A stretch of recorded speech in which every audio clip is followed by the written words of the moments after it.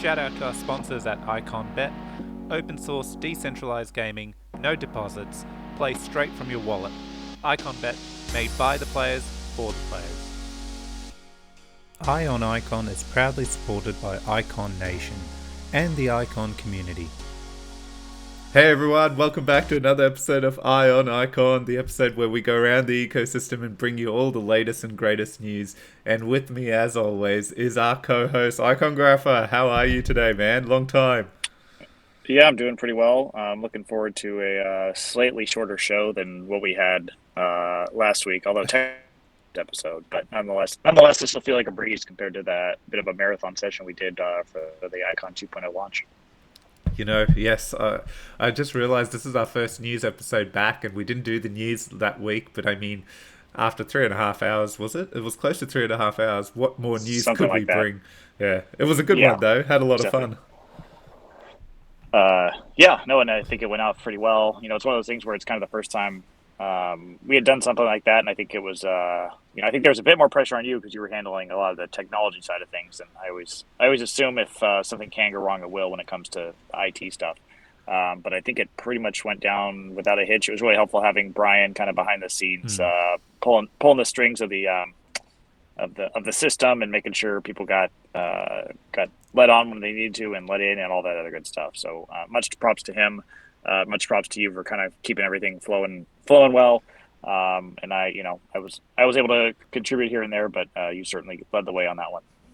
Oh, thanks, man. No, look, having Brian there as well, we did all the testing, but just having not to hit the buttons and worry was a relief. So it was awesome, and there was a lot of coordination involved. And this is where Elise got the from marketing got the foundation together, which was great. And in the background, I was wheeling and dealing with all the P reps, and everyone came to the party, which was really good. You know what I did love about the night? There was quite a lot. Project Nebula gave a ton of information.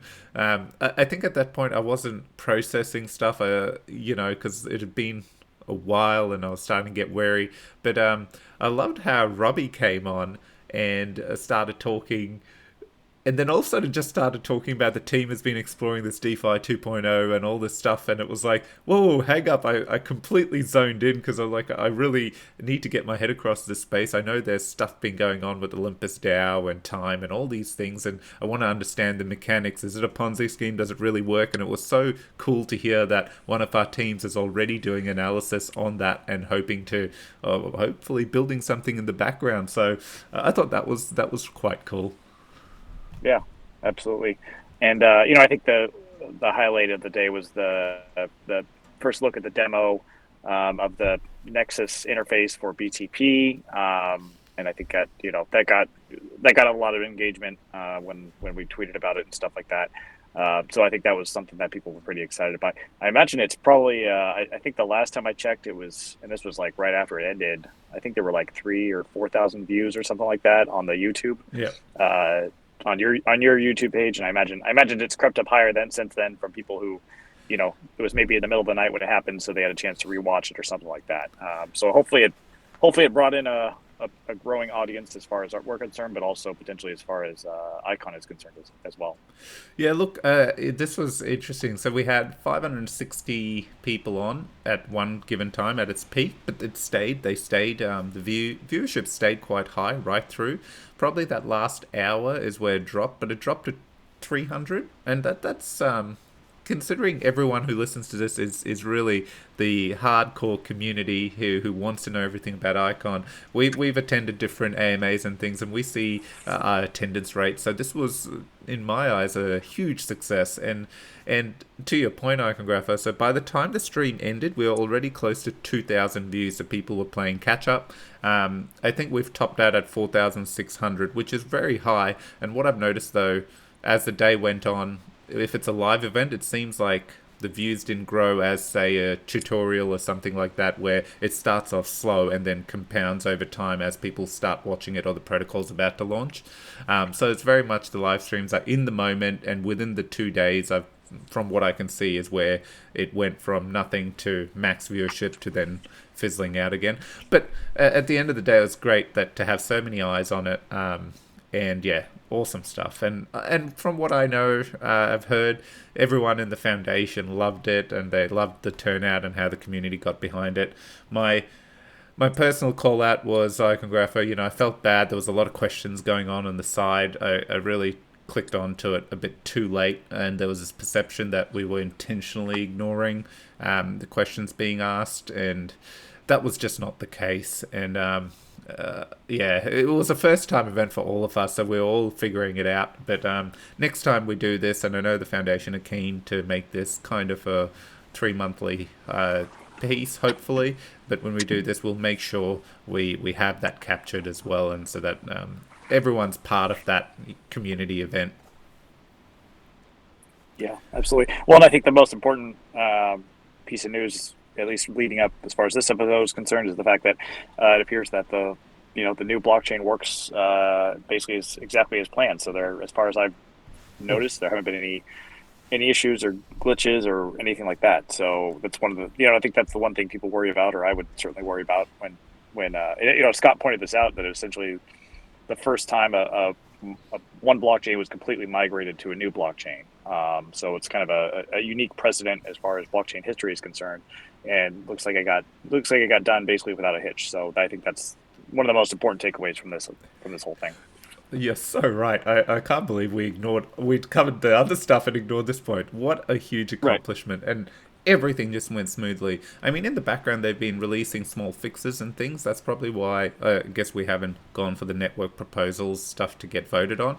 But that was to be expected. And kudos to Naeem and the devs. Like, they were so active and transparent in their comms and everything going on.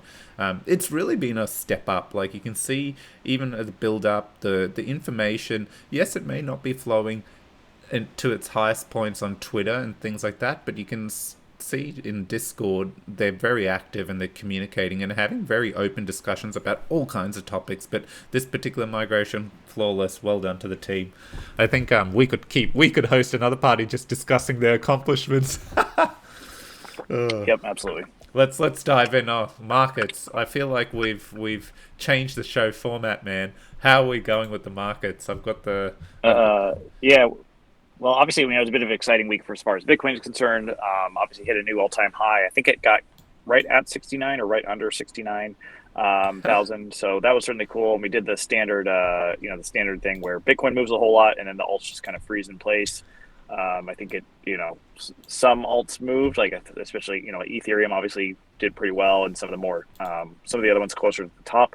But whenever Bitcoin does its thing, it kind of sidelines alts, and I think that that creates a bit of a panic from not only ICX community but other ones as well.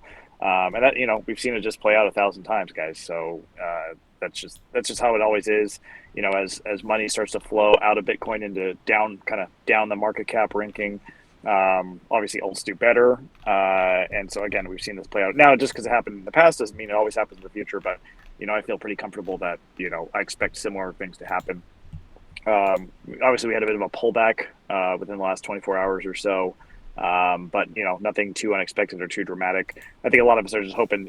Icon's been bouncing in this like $2 to $2.20ish range for I don't know, a week or two now, if not more. So I think we're all just want to see start to see some momentum pick up, and I'm pretty confident we will, just based on again the fact that the market's doing so well. Obviously we it wasn't too long ago we made it all the way up to 250, so it's not like it's a move is unprecedented or anything like that. So I think as more stuff starts to come out about ICE, which we'll talk about in just a second, and as market momentum continues, I think things will be moving in the right direction, and people will be pretty happy. Of course, not financial advice or anything like that. For all I know, so whenever the market corrects, it can sometimes turn very quickly, and as bullish as we are today, we could be significantly more bearish next week if something dramatic happens. But just based on the trend, based on all the kind of indicators, whether it's TA, whether it's the on-chain data or whatever, everything else, things are still moving in the right direction, both as far as Bitcoin's concerned, but also as the whole market as well. Yep, agree. I always just focus on on-chainers when we talk markets, and again, leverage funding. But we saw that what was it, that galactic flush happen, which is this particular candle, which is hilarious on the daily. But I know, when you focus on a particular time zone, like 4 hourly, it looks nice and big, and when it's happening, you're like, holy moly, because we had to go from, in two candles, from 68,000 all the way down to 62,000. But then, kind of, when you go to the daily, it's like, it looks like nothing. But yeah, you can see, I think 30 million in leverage got flush liquidations. And this is where we've always seen it. Once you go back and you see, as the market starts, you see these massive candles where basically it's this liquidation, flush of funding, and then hopefully it's onwards and upwards. Not financial advice. On-chain data is still showing, old hands are stacking, they're not selling. There has been a bit of profit taking, but they don't seem too concerned. In fact, the whole frog thing that I've noticed they've been doing is very strong. They're getting new frogs in these memes doing crazy things. So I'm sure that relates to something around bullishness, I guess. Yeah, for sure. Yeah. The frog indicator. Yes. Okay. Well, that's markets. A quick hash. What have we got? First off the blocks, ICE. Is that what we're tackling? Yeah. So I think beyond Icon 2.0, this is the one thing that people are most anticipating or most excited about, or whatever you want to call it. But basically, the ICE the ICE Twitter account, or whatever else you might want to say, is basically said that within 2 weeks we'll get some information on the airdrop and other good things like that. So it sounds like both in terms of the airdrop as well as the other information about the chain. So obviously that's something we've been hoping for a little while now, ever since basically the project got announced. So that's something I think that'll be the focus, at least, of our attention within the community for the next 2 weeks, I'd say. Yeah, and look, one thing I noticed comments, people like, oh, but we're expecting news. I think just keep in mind, they had said stuff, there hadn't been any information. So yes, we want news, but at the same time, one of the things the community always says is we just want to stay updated. And I also say that, So it was great to see that the team took on a little bit of that noise, that feedback. And even though the update was just a little longer, at least we got that, rather than everyone just, because in the chats, these comments, oh, is the snapshot about to be taken? People are panicking. But they haven't released the information yet. It was clearly not about to transpire. So now we know in 2 weeks we'll have a bit of a detailed plan of the details and how it's going to work. Again, details and how it's going to work. I don't believe in 2 weeks they'll say a snapshot is tomorrow. I don't think that's the case. I don't know, but I don't believe that will happen. So thank you. Here's the exact announcement, just so I have it correctly. Within the next 2 weeks, we will be outlining the airdrop mechanics for stakeholders, and in parentheses they say ICX holders, developers, exchanges, etc. Snapshot details, and opening our first community channels. So obviously a lot on the snapshot details for the airdrop, but also the fact that they're opening up community channels. I think that'll be good to we can start pushing some energy toward those, and I'm sure they're opening them because they have stuff to say and stuff to talk about and questions to answer. At least presumably, or at least very much, at the very least, get the momentum going for building that. It'll be concurrent to the ICX community, but also it's a separate chain, so it should theoretically be kind of its own community as well too. Yeah. No, that's good. Exciting times. Shouldn't be now. Shouldn't be long till we get more news about ICE. I think. Shall we move on? Yes. So one of the other pieces of news that dropped within the last. Basically a new partnership between Icon and RFOX. And so what RFOX, which is basically Red Fox Labs, is essentially a company kind of dedicated to, it's kind of a metaverse play. Essentially what it is, I'll just read the description here from the release about RFOX. Based in Southeast Asia and established in 2018, RFOX is a blockchain metaverse builder. Building in the fastest growing sectors of the internet economy, RFOX builds interoperable companies and applications that are showcased in a virtual world called the RFOX Vault. RFOX has established ventures in RFOX Games, RFOX Finance, RFOX TV, RFOX Media, and RFX NFT white label platform. The RFOX ecosystem is powered by its currency token RFOX and rewards users through its VFOX rewards token. So hopefully I get a drink every time I say RFOX. Anyway, so basically, as it details, Icon will have a designated gallery and office space open to the community where people can, within the RFOX vault, where people can learn more about the project and create new social connections in a virtual reality environment. So very, certainly sounds very metaverse. I haven't played around with I haven't seen really necessarily directly the RFX vault or system yet, just because it's still so new. But nonetheless, it's nice to see Icon making a bit of an entry into that space. And obviously, this will be something that'll be, kind of built out over time and get more advanced and all the other good stuff. But nonetheless, so it's a little bit short on the details, at least in the moment. But I think having that conjunction and being able to start the ball rolling on this part of the space is certainly a good thing for Icon, and I'm glad they're being participants in it. Yep, I'm very excited by this.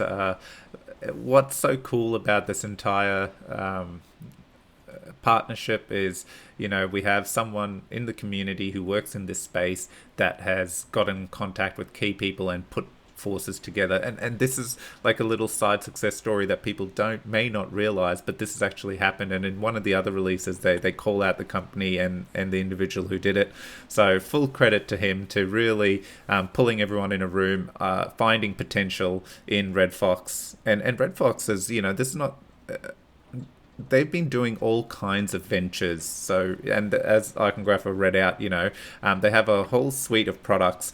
What's even better is we're going to have the CEO, Ben, on the show next week. So in the evening, we'll catch up with him, and then we'll edit it and get it out to everyone. So I'm very excited for him to introduce Red Fox Labs, everything they've done, what they're going to bring in the metaverse, what is their play there, and why they think it is the future and it's going to go gangbusters. And I've heard a few interviews before because I've followed Red Fox. A few of my friends are invested in it and very excited about it. So I did a bit of digging myself, and I am very excited. But one thing I wanted to open up and make everyone see with this, what this partnership means. Like, in the metaverse, they're going to be these storefronts, and Icon's one of them, but you can think of Reebok, of various brands maybe being in there. Now you can also think other chains will want to be in there, because they'll have a shop, and in their shop they can walk in and you can see all the dApps on display and things like that. It's that kind of a virtual world. Now, what Icon brings to the table is not just displaying a shop front. In the background, we've kind of got BTP, and you can see even in this comms I've got on the page, they mentioned BTP, but there's so many possibilities here. Like, currently the different crypto ecosystems that connect would have to, integrate their wallets, their tokens and things like that. But can you imagine with Icon there, they can present an option, well, you just use everything through BTP in the metaverse, and I'll just leave that there. Like, I'm sure there's a lot more to it to get hashed out, but from an integration standpoint, it is just another aspect that makes BTP more valuable and enticing when you think of it from token transfers to entering the metaverse as a one-click integration point of view. If you're connected to BTP, boom. So this is one component, and there's so many more, but this is why I made that tweet. Infinite possibilities. Really, what it brings to Icon is fantastic, and I hope we can explore a little bit of that with Ben on when we have him on. But at the same time, I feel it'll be a great intro just to learn deep dive into Red Fox Labs and what the metaverse is going to be all about when he's on the show. I think I'll stop there, Icongrapher. I didn't even tell you this pre-show chat. So, but yeah, you can see how excited I am by this. Yeah. Well, I'm not as versed on, I get no pun intended, not as versed on metaverse as far as how that's all going to look. I mean, I know some details of it. So I'm glad you were able to put together a more, tangible vision as far as kind of what that would potentially look like. So certainly very cool, and we'll obviously look forward to that interview to get even more information on that. Hopefully our listeners will as well. So next piece of news, in a few weeks, IISS 3.1 will be activated on the upgraded mainnet. This solves the nothing at stake problem of Icon 1.0. P-reps that do not abide by network rules will be penalized by losing ICX. So, under the current system, if a P-rep acted maliciously, there wasn't really a whole lot that could be necessarily done in order to kind of disincentivize that. Obviously, if they got kicked off or something like that, they'd lose their rewards and their votes and everything like that. But if they were, say that happened, say there was a P rep who was out there and just decided to start acting maliciously and flooding Icon and stuff like that. Okay, the other P reps could vote them out for something really egregious, but then especially if they're a large holder of ICX, they could just simply fire up a new P rep node, self stake, and then be just back in the game, and it would just be kind of a whack-a-mole situation.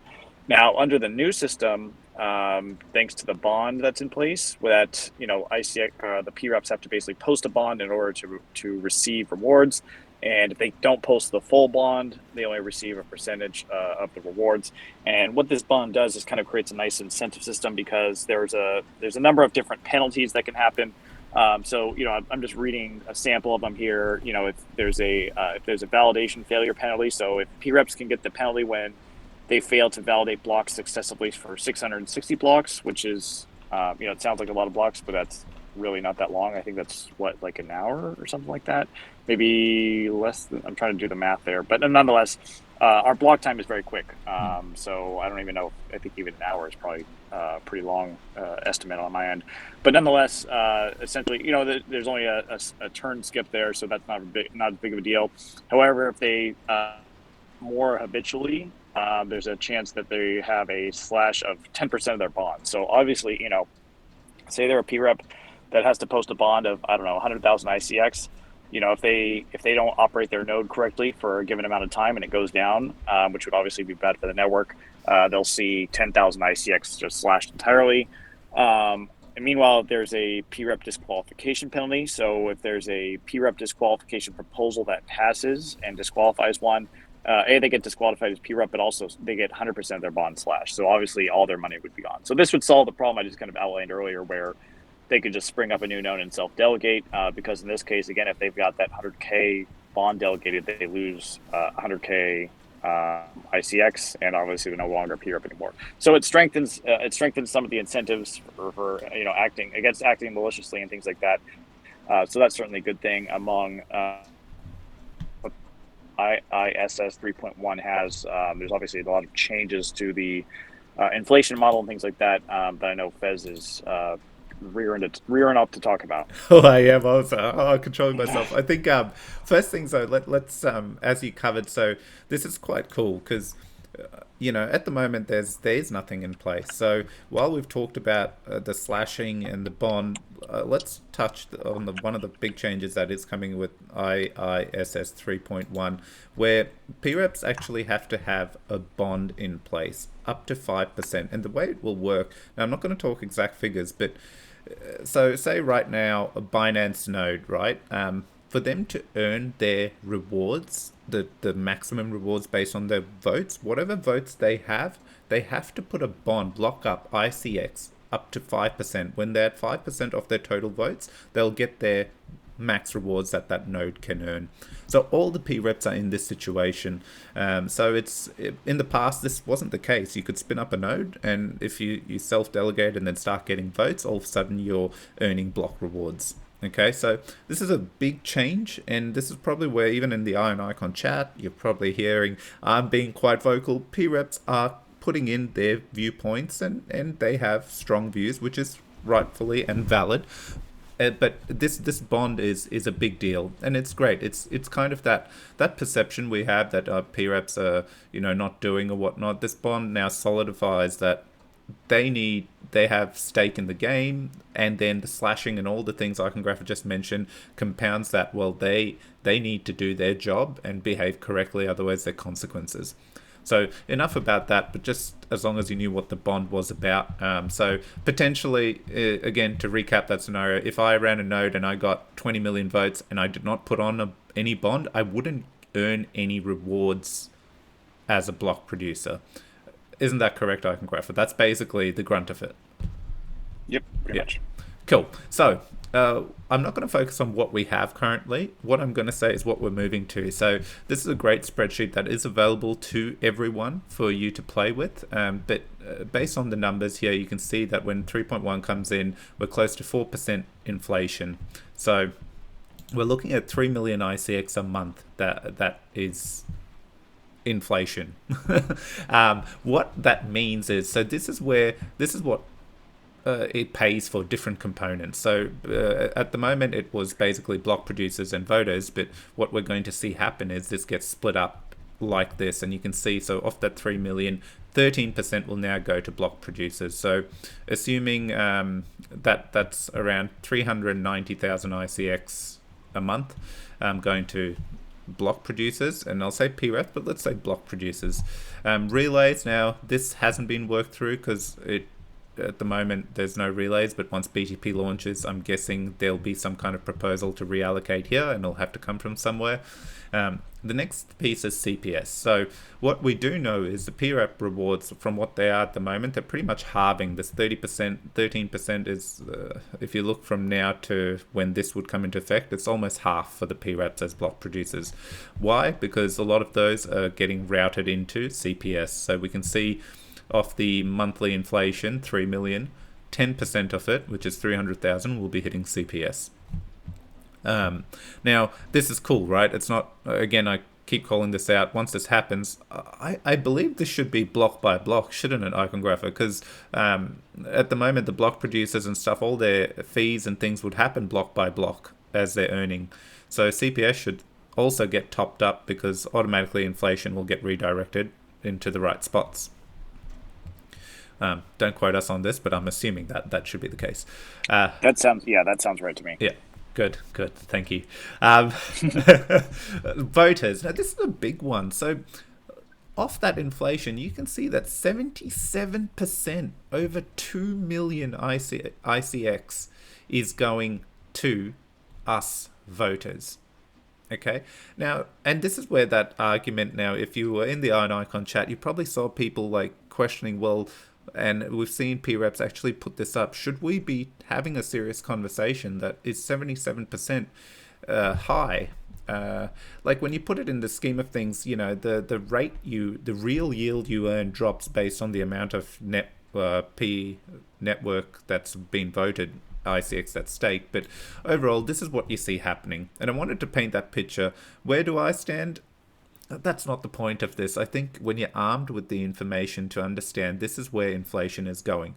Now, keep in mind, right, Icon and ICX is designed to be deflationary in nature when, in the current environment, we have enough transactions to pay for those fees. So what we're saying is, say our Icon chain was just insane activity where all the transactions were generating more than what you're seeing here, automatically there wouldn't be any inflation, because that transaction fees would just direct to all these areas, and then after that any extra would just get burnt, so there would be no new supply minted. But and then obviously we've touched on how BTP and everything else comes in now with the beauty of Icon 2.0 and IISS 3.1. You know, there's so many other mechanics at play. But yeah, I feel like as voters, the serious question needs to be asked, well, what phase are we at? Are we at a phase where we should be still earning this insane yield based on that inflation is being used to pay for?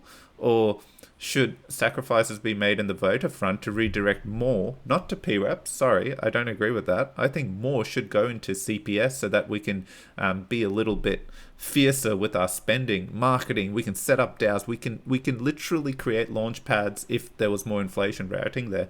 Just my thoughts. Iconographer, what do you think? Yeah, I mean, I think between both the BTP auction system and the inflation. So I think I think it'll be interesting to kind of watch it play out in terms of, you know, how quickly does it get topped up, right? If it takes a long time, then, you know, yeah, the gearing it more toward, you know, making sure it gets topped up is kind of initially, and then quickly as often as possible. that would be good. But at a certain point, it's going to hit a million, and it might not necessarily take a whole lot on the regular to kind of make sure it just stays around that point. So I think we'll have to, I think you're correct on that kind of overall assessment, but I think it's something that needs to be, it will likely be tinkered with and kind of kept an eye on. Not just that, but also all the other, inflation metrics too, and just making sure that the incentives are still where they belong. And if there's there's a huge drop off in people who are staking ICX because they feel their rewards, they're not as happy about the rewards, then obviously that's not great for the network. So it might be a matter of adjusting those and things like that. But at the same time, there's so many other ways. It used to be, when they first launched staking, it was basically the only way to make passive income on Icon. Now there's so many other ways between the DeFi stuff, sharing revenue from various platforms, whether it's Future ICX or I'm sorry, Epics or Craft or other things like that. Obviously, Craft hasn't launched theirs yet, but stuff's out there to make plenty of passive income. There's Tap and Icon Bet, and again, obviously the DeFi is where there's the obvious thing too. So I think the staking yield won't be as big of a deal as it was in the past. But anyway, it's something that this will be a starting point and something that will be adjusted based on how we need to adjust things. Totally. And I mean, this is how it's going. What you're seeing, the figures, is what is being proposed to get voted in. Post that, there'll be tweaks. I threw my own spin on it. Terrible of me. I'm not trying to influence anything here. But I think one good call out, Iconographer, you've made as well, is I feel very strongly at where we're at in Icon and what do we need that is important to us. We've always talked about until we hit Icon 2.0, we're stuck in a rock and a hard place. Now we're not. So now what do we want to enable very quickly? And I feel we should all be open-minded like that. And one of the other things with the voting rewards, like there's narratives at play here that even if we say redirect some inflation on that, we can redirect that and create launch pads with the onus on the teams that are building there to have a percentage off their protocol's tokens, like these airdrips, actually dedicated in their white paper to stakers. This is something that happens in other ecosystems, and that forms part of your yield because automatically by staking, you're getting some of these protocols that are building out on your chain, governance tokens drop to you just by staking. So there's other ways to counter it where we can encourage building and still have your core stakers getting multiple assets, diversifying their portfolios without even realizing, all by just voting and staking. So I feel these are the discussions we should be kicking off in our communities, in the Discords and things like that to go, hey, does this have any merit? Anyway, I'll leave it there, otherwise I can go on and on. Iconographer, if you wanted to close off this conversation, please feel free to. Otherwise, we'll move on. I think, I'll take that as your closing. So, Done. We'll move on to, so this is kind of a cool thing. I don't know what the genesis of this was, but basically Digital Dave and Foundry Box Media, who are both pretty well-known figures in the Icon community, they basically started kind of their own little marketing campaign, marketing fund, that sort of thing. Kind of just playing around with some ideas and things like that. One of the things that Foundry Box posted was just kind of they did an initial Twitter promotion process just to kind of see how it would go and things like that. And so they, for not that much money, I think I'm trying to see what it was. So for like 30, they spent like $30, I think, just as a trial run, and got like 6,600 impressions on just kind of an Icon Twitter thing. So nothing, not a huge deal whatsoever, but I think they were just trying to make sure that there was a use case there. And so it's something I anticipate they'll continue to evolve on. I saw others started to kind of give some money. So it's like little kind of unofficial DAO to a certain extent. So very cool initiative on their part. Interested to kind of watch that grow, and I imagine we'll see more participation from the community to kind of help fund, straight up paid promotional materials on various social media channels, at least on Twitter to start out with. So hopefully you caught that. If not, just certainly something to keep an eye on. And if you have some extra ICX laying around and you're big on doing what you can to help ICX with marketing, that's certainly not a bad idea to toss it their way. Yep. Look, this is quite cool, and I want to cover off a couple of things here. So we had Foundry, Box Media, who did kick this off, and then Digital Dave kicked off something on the side as well, because obviously he has a ton of content, and it's cool to get it out there. And what happened was they just joined forces, and then we've seen and Icon donated. I mean, a small amount, 50 ICX, but we got behind the cause. Iconist got behind the cause, and we saw Nblaze just throw 500 ICX down. Now, one thing in the background, I've been working with the foundation, going, "This is great." They agree. While nothing has been communicated, they've actually lent out Jen, who's been doing these amazing graphics. I think Iconographer, you've made a comment about that. She's on hand to help them when they're making posts. She'll actually design stuff if they need it in the background to aid them in this endeavor. And the foundation's listening, basically, is what they're trying to say. And they're taking on feedback. They're outputting the information community's asking for, and we should keep seeing that ramp up. So please don't see that these iconists and everyone's paying out of their own pocket. I don't believe that's the narrative here. What I have seen is Foundry, Box Media, and Digital Dave, who are fantastic at breaking down information that comes from the foundation into easy to read tweets, have banded together, and the community is supporting them to get their information out there. And we will see now the foundation back this up as well. I personally believe that, and it should come to light. So stay strong there, and kudos to the guys for putting this together, and just the way the community, this is the stuff that should be happening, not when marketing. Let's get this. This is how the Chainlink armies and stuff were formed. This is basically what's happening right now. We can see this finally happening in Icon. So yeah, I love it. I actually have been on the phone with Digital Dave chatting to him about this. I'm so excited about it.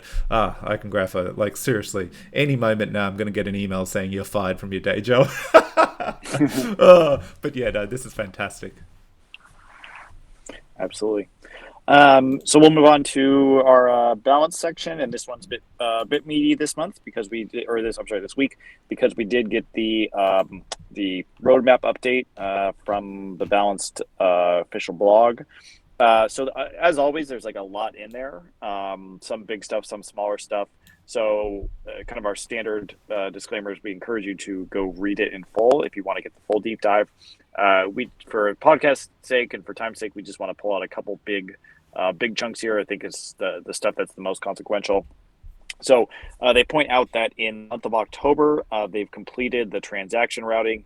They've completed the network fee adjustments that are outlined in BIP6, and they've reached the final stages of testing for continuous rewards. So just to reiterate what those are, the transaction routing is essentially, say you're trying to trade a pair that doesn't have a direct liquidity pool for it. So I'm trying to think of an example off so maybe ICX, so not SICX, but ICX for Ohm, right? Say you want to say you don't have any staked ICX, you just want to trade ICX for Ohm.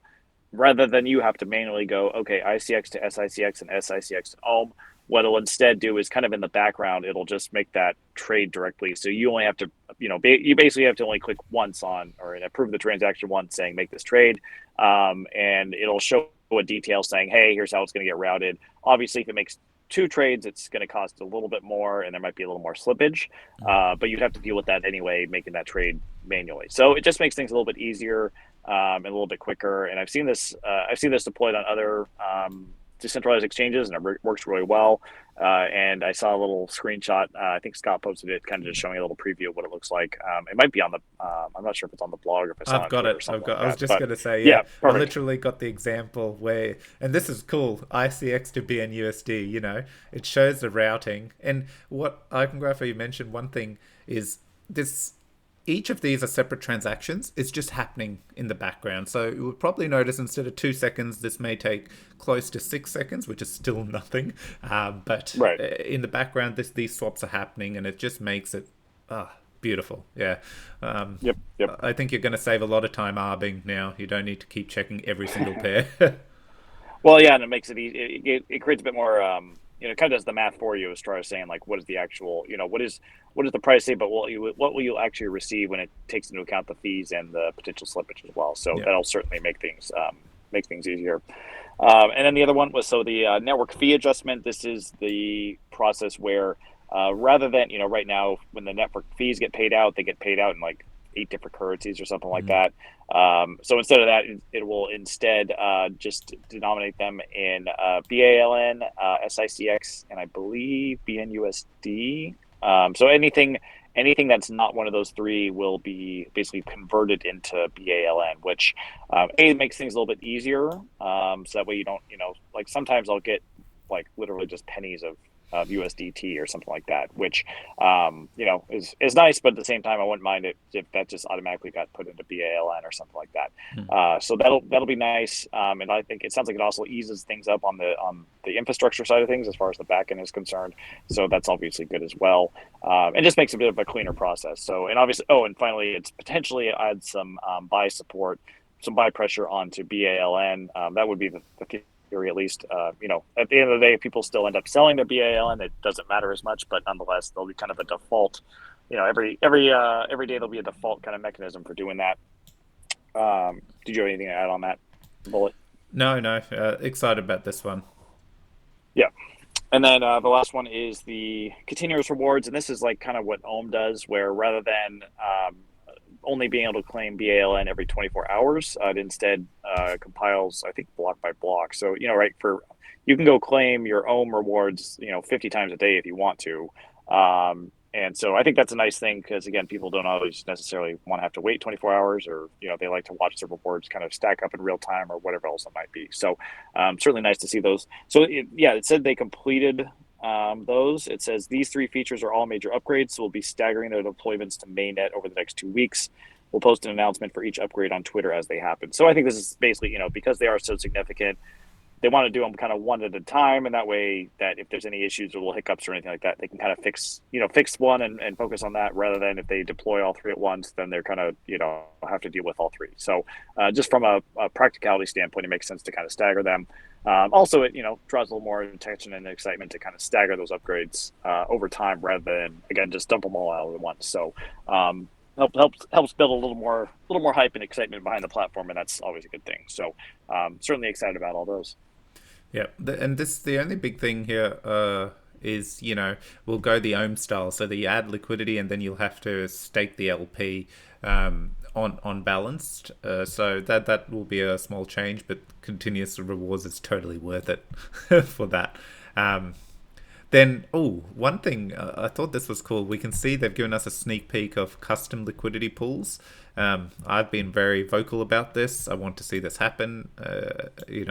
Trying to load, getting told, you can do it at smart contract level. Yeah, that ain't going to work. I don't have that skill set. The biggest platforms of AMMs have this by default. It's what made them so popular. So it's great to see that attention has been thrown to this to get it out the gates. Then the other thing, for those who might be listening or might not be able to see, basically what it is for most, for like Uniswap, for example, someone launches a token, and within as long as they have the liquidity to provide, they can create a pool on their own within minutes, and people are able to trade against it. So obviously very convenient if you're, someone who created a token and wants to provide a liquidity, or if you have a bunch of a token or whatever else it might be. And also makes it, provides basically instant liquidity for a potential token. Obviously there are downsides with it. This is kind of how is that someone will make kind of a scammy token to provide a bunch of liquidity. People go buy it on a hype, and then they pull all their liquidity and kind of just keep the other side of the pair. So it's got good sides and downsides as long as you manage it correctly, and if you're not, as long as you're not aping into some random new token that appeared out of nowhere, it should be overall positive. But nonetheless, just wanted to point that out and just clarify what exactly that upgrade was. Now, Iron Icon isn't just some random token, man. I'm kidding. Yeah, look, and one other thing. So, look, I'm very vocal about this. I still feel very strongly about the whole rebalancing aspects. I understand why it's needed. I get it. It's a core part of the way the protocol functions.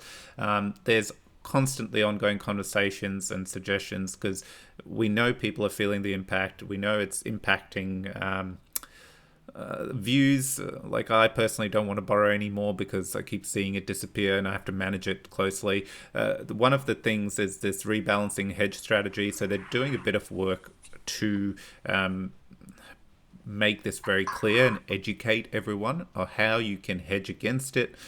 There are ups and downs as well. You can hedge against it, but it doesn't hedge you against impermanent loss and things like that. Overall, I think awesome the team is taking the time to educate and raise awareness around this, because it is a rude awakening if you don't realize, even though there's plenty of information in the white paper about it. Is it my personal view? I always come back to, I don't see someone putting BTC up if they're going to get rebalanced. Let's see over time what transpires. I was hoping that something could be done in terms of, I don't really know, but I'm at a loss of words. I don't have a solution. I guess it's more, I don't feel like this has mass market appeal. I don't know. Maybe I'm jumping the gun here. I know Scott's put together some other proposals, which I kind of liked. I liked the fund he created, the rebalancing fund. I really liked that idea, especially at the start, because I come back to, if BNUSD is adopted and we have a ton more collateral and users, I do feel then the rebalancing component will be less felt. It should be the couple of cents versus the couple of dollars happening 8 times in a row to the small amount of users currently in the ecosystem. So, and there's more at play here, but yeah, just it's good to see more information flowing out, and hopefully they give some prompts and things like that to make it easy for us to figure what 1% of the total BNUSD supply is, rather than having to go hunting for this information in order to place hedging your bets, etc. Yeah, and I think there's a solution out there. It's just a matter of finding it. So that'll be its own process. But I'm optimistic that's something that'll make most people pretty happy. Will eventually get implemented. Whether that's tomorrow or a little bit more further down the line, that remains to be seen. Yeah. And what exactly it looks like remains to be seen. But nonetheless, I think there's a lot of options. There's been obviously a lot of thinking on it too. Yeah. I'm optimistic on that front. Me too. And look, and this is where, while I may be critical, I always call this out. To me, Balanced is a very innovative platform. Yes, Ohm, I get UI, but in my eyes, Ohm isn't innovative. In my eyes, Balance, like when I heard of Balance and when I knew what Scott and team were making, it got me excited. And I still am excited about that. And I really feel that the minting assets backed to mint BNUSD, we haven't seen it come to ultimate fruition where, we're minting all kinds of assets with ICX and other decentralized assets used to back whatever future we can mint. So, yes, it is world-class leading. Really excited and cannot wait for these little pieces to kind of get resolved for mass market adoption that gets built on top of it in the future. What do we have next, Icongrapher? So we'll move on to Ohm. So I want to point out there's a discussion that got posted regarding adding Ohm and BALN as markets. So basically, if you're sitting on a bunch of BALN or a bunch of Ohm, being able to lend that out and earn interest on that. Obviously in this case you'd be making a trade-off between, okay, do I want to, if I stake my BALN, I get the fees from the network, whereas if I lend it out, I can get the interest and the Ohm rewards from it. And depending on, like in some case right now, BNUSD, I believe,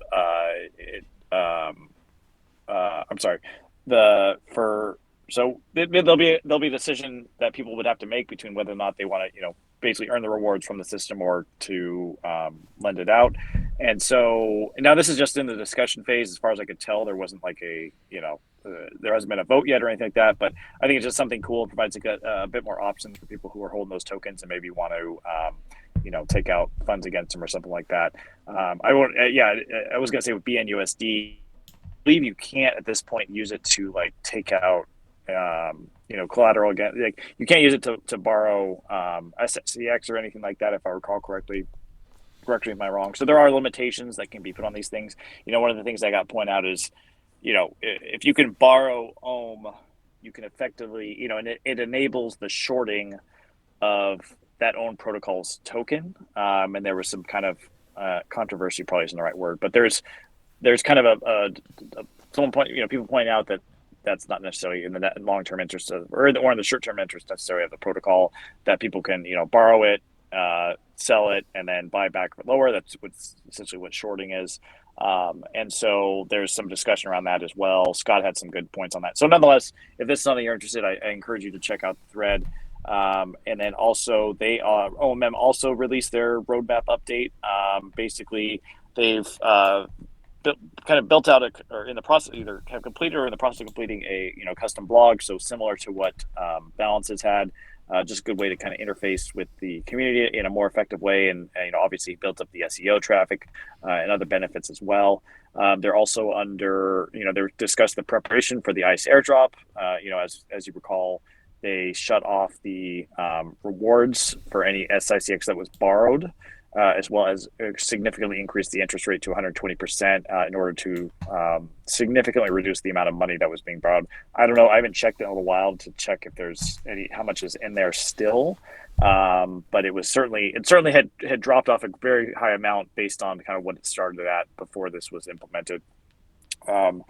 And then they also mentioned the fact that there's a market for BNUSD, which I just kind of alluded to, and I think everyone's probably pretty familiar with by now. Also, so those were kind of the three things.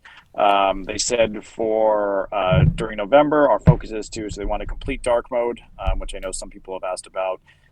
They want to create contribution and brand guides for the community. They want to begin publishing regular content on the OHM blog. Publish a how it works page for the website, and also hope to see more community discussions around the assets that should be added to OHM, what should be done with the protocol fees, and whether boosted BALN model makes sense for OHM. So obviously, which assets should be added to OHM, I again kind of alluded to that just now. Like right now, there's a discussion about adding OHM and BALN as assets on there, and then also right now, obviously Balanced pays out the protocol fees to token holders. OHM at this point in time does not, but they want to potentially start that discussion saying, is this something that we should do with the funds that the protocol earns?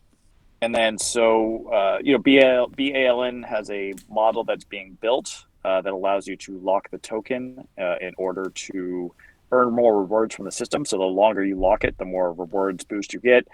We've talked about this in the past, and I'm sure you'll hear about it more in the future. So the debate is whether OHM should potentially have a similar model to that in order to kind of incentivize locking up tokens for the longer term in order to kind of get more out of basically increase the power of whatever the tokens do. So obviously with BALN, the main part of that is earning network fees, and potentially could be the same for OHM. So nonetheless, looks like there's a lot on the horizon. As far as OHM's concerned, in terms of information that's out there, but also some significant changes to, again, add out protocol fees and potentially adding in a boosting model with the token locking mechanism. Those are all three pretty big things for the future. And so hopefully OHM holders will have a strong conversation and be engaged in those discussions moving forward. Yeah, look, perfect summary. I think one point at the end over here, it says OHM is a DAO, and I think it's a reminder. Get in there. Arush is in there, a chart, taking the lead as a monk and trying to coordinate things. He's very keen on using some of the DAO funds to kick off promotions, just things related to OHM. I have been in some conversations. At times it steers, well, we can use CPS. I get very vocal, going, you have your DAO, you have your fund, start spending it to aid the protocol. So I'd love to see that. If you feel like you want to get involved, just jump in Discord and tag Arush. He will respond. He loves it. He is waiting for community members to actively take the lead and ask questions and start doing stuff together. So just a shout out there to him. OpenGraph, the only one call out I wanted to make, like with, new assets are going to get added. That's fine. And yes, I haven't gone into the ins and outs of what you mentioned around borrowing and certain assets against it, and they could short it. I'm not well versed with that. Only call out here is, I think I have a strong view and think it's ridiculous that we are amending rewards to for this to get OHM and balance on the platforms. I don't we don't need to, especially on this. Other assets will just come. If it will be great to actually see what the natural rate of people wanting to create their own strategies to profit via the own protocol, rather than just having to throw the liquidity on there for rewards. Otherwise, every time what we add assets, are we going to keep splitting our rewards constantly? That's what's happening with Balanced, but that's different with the AMM I get over here. Yeah, add these tokens and just let it be. I don't know. Is there a reason we're throwing liquidity rewards at it? In terms of the like paying out ohm. Yeah.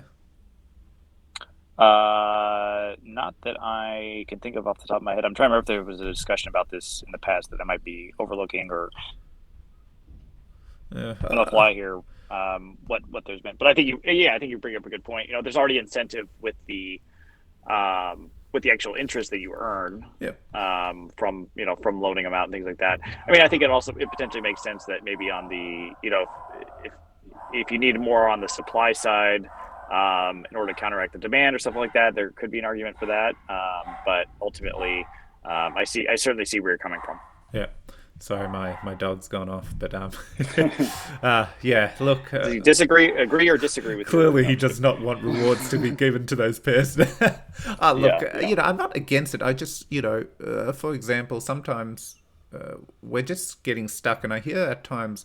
Often people like, well, we need to incentivize, and I straight away go, why is the brain shifting to that? And the money market is a great example. Compound doesn't incentivize all the pairs. Aave doesn't incentivize all the pairs, but we still have the pairs listed, and you can tell some of them have literally zero interest and thing because no one has thought of any opportunities or ways to use it to create actual demand for it. And that's fine. As long as there's options, it will start to evolve. Anyway, I don't want to go into a Fez rant, but that's all. Otherwise, kudos, getting the proposals, the discussions, that this is the stuff that should be happening. Okay, what do we got next? So just a couple little miscellaneous things. One of them is Protocol 7, which is one of the newer PREPs. They worked on, I think it was Ohm. Hopefully I got that right. Basically, they are looking for score developers to help build new products for Icon 2.0. So obviously they have kind of their own team, but they're looking to expand because obviously they have some ambitions there. So I guess this is partly to say, hey, if you're a score developer looking for opportunity, nice to see someone, a somewhat relative newcomer on the scene, already kind of jumping in and looking forward to building things out rather than just kind of being complacent and sticking in their own little bubble. So certainly nice to see. I just wanted to highlight that kind of briefly. Yep. Do you have anything to add on that? No. This is remember Robbie on Launch Party dropping that. I know we say Icon 2.0, he's put in the tweet, but dropping the DeFi 2.0 exploring. So they've been very much probably in the back working on Ohm and early contributors, but it's great, as you said, they come out in front. I know we have a few devs that listen to the show. YJ is one of them that comes to mind. If you're listening, hit him up. Great place to get started. Has if they've been involved in Ohm, they know the inner workings of Icon DeFi. So yeah, it's a great fit. An update on GangstaBet. So they posted on their Twitter a bit of a screenshot, basically, of the new activity page on the GangstaBet website. So basically, lists out all the different. So it shows latest listed, sold, skill upgrade, and name change. A wonderful place to see the latest activities in the GangstaBet collectible universe. I just read that from their tweet. So obviously a nice little upgrade there. Just kind of see, hey, like what's kind of going on. Get a quick sense of how much activity is going on in the buying and selling, who's upgrading, all that other good stuff. So just kind of a nice little upgrade there to that website. And then another piece of news, I don't think we've covered this since the last news episode, but basically they have applied as a PREP, so already at 4.3 million ICX vote.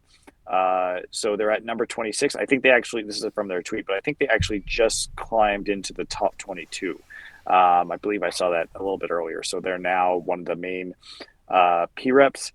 They have a token, the GG token, which is different than GBet. So just another incentive for their voters. So just wanted to highlight that and just say they're kind of ramping up. They're clearly aiming to be a strong part of the community moving forward. So certainly nice to see that commitment and that longer term vision as far as that project's concerned. Yeah, and look, I was actually trying to chase down the exact details because they've done something cool here. The GBet, we know what GBet's used for, to upgrade the gangsters. GG is now a governance token they're spinning off to help with governance decisions. However, the PREP, the reason they've become a PREP is they're going to use the rewards for liquidity. In what context? The exact details I haven't gotten across, and I was hoping to have for the show, but I think Icongrapher will take this away and hassle the guys and get the exact details. Many of the community may already know, but I believe they're going to use their PREP rewards in a way of bootstrapping liquidity for the pairs on balanced. I'm kind of just piecing some stuff I've read together, which is quite cool, and that's a innovative way. Like, at the end of the day, they want to make sure the project is supported and lives a long, prosperous life. And they're doing this is another tweak in the PREP model that they've implemented. So it's cool, and it's good to see them rising up. Yep, absolutely. What else we got? Nothing. I think the only other call out was Flag. Is the mouse belt. So, they've reimagined. So these are monthly conferences. They've got another one kicking off, and there's a big blog post about it. So but that's all. It's cool. They have quite a lot of different people on, which is cool. So if you didn't know, there's one coming up again. So make sure, what date have we got? The 17th. Here we go. Launch date on the 17th of November, and they have all kinds of guests dropping in. So, and it's full free pass. It's free, people, free. So definitely lock it in your calendars if you want to listen to some of the latest and greatest news, not just around the Icon ecosystem. They've got, look at this, the CEO of FTX, Shapeshift. Oh, God, they got all big hitters coming on. We got to step up our game. Yeah, absolutely. Cool. I think that's the news from my end as well.